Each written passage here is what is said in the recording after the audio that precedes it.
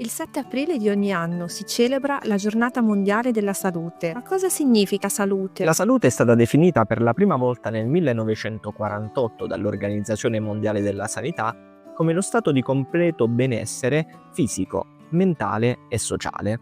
Dunque la salute non è soltanto l'assenza di malattia o di infermità, ma prevede un concetto molto più ampio, dove benessere mentale è almeno al pari di quello fisico e inoltre c'è il benessere sociale, dell'uguaglianza, dell'integrazione, che è altrettanto fondamentale. Come è cambiato negli anni il concetto di salute? Nel corso degli anni il concetto di salute si è sempre più ampliato e pur restando valida la definizione del 1948, oggi la salute viene vista anche come la capacità di adattarsi e autogestirsi di fronte alle sfide sociali, fisiche ed emotive che si presentano. Dunque la persona, l'essere umano, viene sempre più messo al centro del concetto di salute. Viene ancora rimarcato che non si tratta di assenza di malattia perché questa non sempre è evitabile, bensì il fronteggiare la malattia è la cosa più importante per restare comunque in salute. La salute è anche un dovere? La salute è un diritto fondamentale di ciascun individuo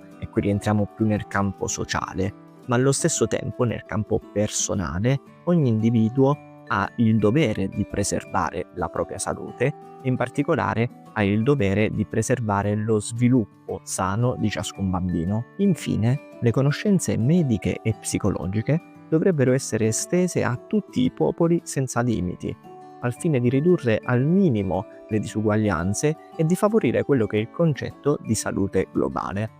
Buona giornata della salute a tutti!